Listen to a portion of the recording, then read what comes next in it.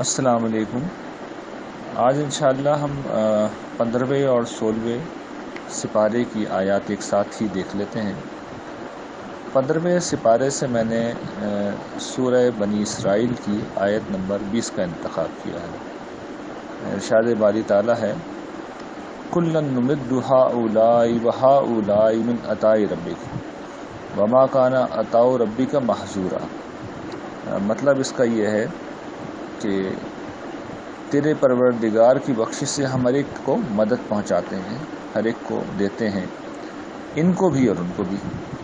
اور تیرے پروردگار کی بخشش کسی پر بند نہیں ہے۔ یہ جو بات اللہ تعالیٰ نے یہاں کہی ہے کہ ان کو بھی اور ان کو بھی، ان کا ذکر پیچھے گزر چکا ہے۔ یہ ارشاد باری تعالیٰ ہے جو اس سے پچھلی آیت ہے،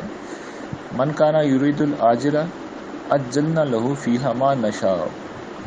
مطلب یہ ہے کہ جو اس دنیا ہی کو چاہتا ہے، اس کو ہم جس کے لیے چاہتے ہیں اور جتنا چاہتے ہیں یہی دے دیتے ہیں، اور پھر اللہ تعالیٰ کہتے ہیں کہ آخرت میں اس کے لیے پھر ہم نے جہنم رکھ چھوڑی ہے۔ اور جو آخرت کے لیے کوشش کرتا ہے اور اس کی خواہش کرتا ہے اور اس کی کوشش کرتا ہے جیسا کہ کوشش کرنے چاہیے، اور وہ مومن بھی ہو، تو پھر یہی وہ لوگ ہیں جن کی سعی و کاوش مقبول ہو۔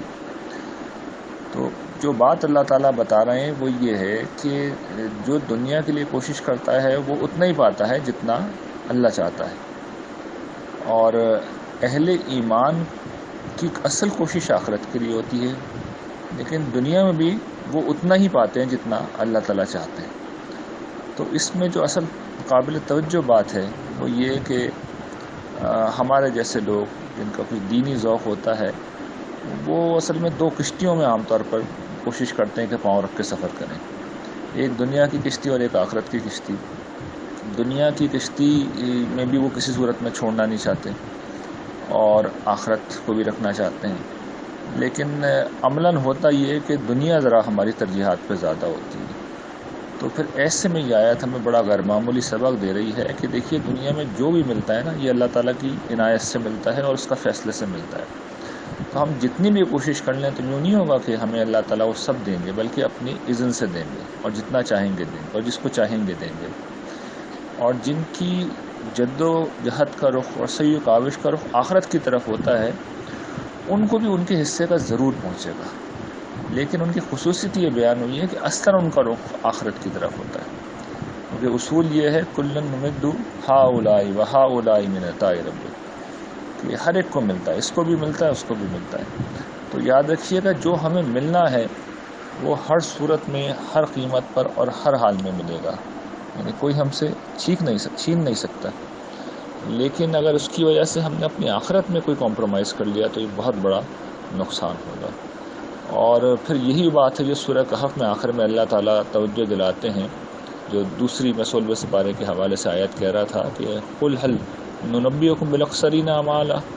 الَّذِينَ ضَلَّ سَعْيُهُمْ فِي الْحَيَاةِ الدُّنْيَا وَهُمْ يَحْسَبُونَ أَنَّهُمْ يُحْسِنُونَ صُنْعًا۔ کہ ہم تمہیں بتائیں کہ اپنے اعمال کے اعتبار سے سب سے زیادہ خسارے میں کون ہے؟ یہ وہ شخص ہے کہ جس کی ساری سعی و جد و جہد دنیا کی زندگی میں کھو کر رہ گئی ہے، اور وہ سمجھتے ہیں کہ وہ کوئی بہت بڑا کارنامہ سر انجام دے رہے ہیں۔ یعنی یہ وہی لوگ ہیں جن کا ذکر ہوا کہ ساری سعی و جد و جہد کا رخ دنیا کی طرف ہے، اور سمجھتے ہیں بہت عقل مند بھی ہیں، ذہین بھی ہیں، دنیا بنا رہے ہیں، کیریئر بنا رہے ہیں، لیکن جیسا کہ ہم نے دیکھا سورہ بنی اسرائیل میں ملنا وہی ہے جو اللہ کا فیصلہ ہے، لیکن انہوں نے آخرت کھو دی، اس لیے کہ جب وہاں پہنچیں گے تو پتہ ہی چلے گا وہاں کے لیے نہ کچھ کیا اور نہ وہاں کچھ ملے گا۔ اور اگر جیسے ہماری طرح کے لوگ ہیں، کچھ تھوڑا بہت کوشش کی تو تھوڑا بہت ہی دیکھیں ہمیں اللہ تعالیٰ فارغ کر دیں گے، اور اس وقت بھی ہم لوگ سر پیٹ رہے ہوں گے کہ کیا بڑے مواقع تھے جو ہم نے ضائع کر دیے، اور کتنی حقیر دنیا جو فنا ہو چکی ہے، جو ختم ہو چکی ہے، اس کو ہم نے ضائع کر دیا۔ تو یہ بڑا اہم پہلو ہے، میں چاہتا ہوں کہ آپ بہنیں اس سبق کو ضرور ذہن میں رکھیں، اور میرے لیے بھی دعا کریں کہ اللہ تعالیٰ مجھے بھی اسے یاد رکھنے کی توفیق عطا فرمائے۔